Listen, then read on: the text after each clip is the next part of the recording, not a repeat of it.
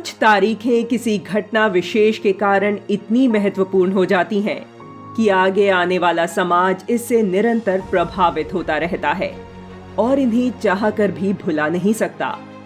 वह तारीख हमेशा व्यक्ति और समाज को आत्मनिरीक्षण के लिए विवश करती रहती है। ऐसी ही एक तारीख है 25 नवंबर 1947 और घटना है मीरपुर नरसंहार।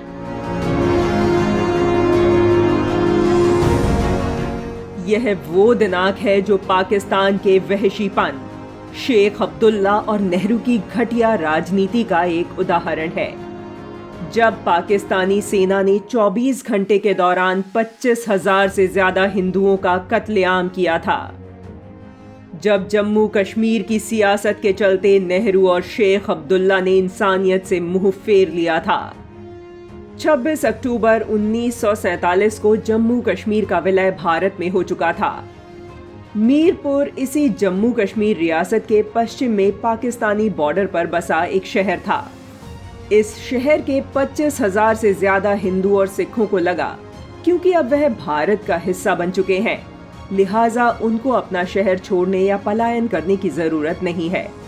यहाँ तक कि पाकिस्तान से भी 10,000 हिंदू अपना सब कुछ छोड़कर शहर में आ बसे थे, इस उम्मीद में कि यहाँ सब कुछ ठीक है।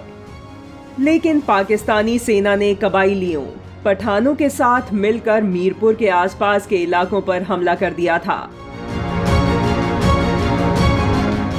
वह धीरे धीरे हिंदू बाहुल्य गांवों में लूटपाट करते हुए, कत्लेआम करते हुए मीरपुर शहर की तरफ बढ़ने लगे थे। मीरपुर शहर की रक्षा के लिए कुछ 100 सैनिकों की एक टुकड़ी शहर के नौजवानों के साथ मिलकर चारों तरफ से 17 मोर्चों पर तैनात थी। कबाइलियों ने हमला किया, लेकिन सेना की छोटी सी टुकड़ी ने हफ्तों तक कबाइलियों को शहर के अंदर घुसने से रोके रखा। इस बीच मीरपुर के लोग जम्मू कश्मीर के नए प्रधानमंत्री शेख अब्दुल्ला से मिले, लेकिन कोई सुनवाई नहीं हुई। इसके बाद ये लोग दिल्ली आकर नेहरू से मिले, लेकिन नेहरू ने भी मीरपुर में सेना भेजने पर कोई फैसला नहीं किया। आखिरकार यह लोग थक हार कर गांधी से मिले। गांधी ने जवाब दिया कि चूंकि मीरपुर में बर्फ पड़ने लगी है, इसलिए वहां सेना का भेजना उचित नहीं होगा। लेकिन यह परेशान करने वाली बात थी, क्योंकि मीरपुर में कभी बर्फ पड़ती ही नहीं थी। एक बात साफ थी कि मीरपुर के लोगों की कोई मदद करने को तैयार नहीं था। उधर मीरपुर में कबाइलियों का हमला तेज होता जा रहा था, लेकिन 16 नवंबर को नेहरू ने एक फैसला लिया। नेहरू ने भारतीय सेना को मीरपुर जाने की बजाय उरी भेजने का फैसला किया। पाकिस्तानी सेना और कबाइलियों के लिए यह अवसर बना। उन्होंने पूरी ताकत के साथ मीरपुर शहर पर हमला कर दिया। कुछ समय बाद मीरपुर की रक्षा करने वाले सैनिकों और नौजवानों के पास गोलियां खत्म हो गईं और 24 नवंबर की रात कबाइली मीरपुर शहर में घुसने में कामयाब हो गए। कबाइलियों ने शहर में आगजनी, लूटपाट और कत्लेआम शुरू कर दिया। 25 नवंबर को मीरपुर शहर आग की लपटों में घिर गया। शहर का आसमान धुएं की मोटी चादर से ढका था। ऐसा लगता था कि मानो शर्म से खुद सूरज ने अपने आप को छिपा लिया हो।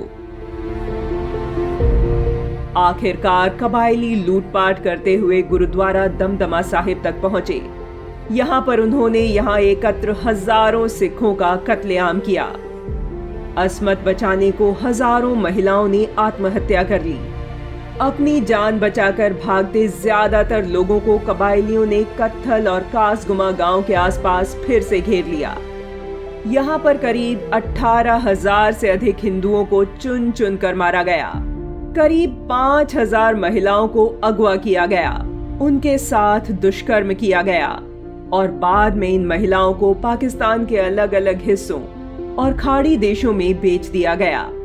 बाकी बचे करीब 5,000 लोगों को प्रताड़ित कर मौत दे दी गई। जब जनवरी 1948 में रेड क्रॉस की एक टीम कैंप पहुंची, तब तक सिर्फ 1600 लोग ही बचे थे, जिनको किसी तरह बाद में अमृतसर तक पहुंचाया गया।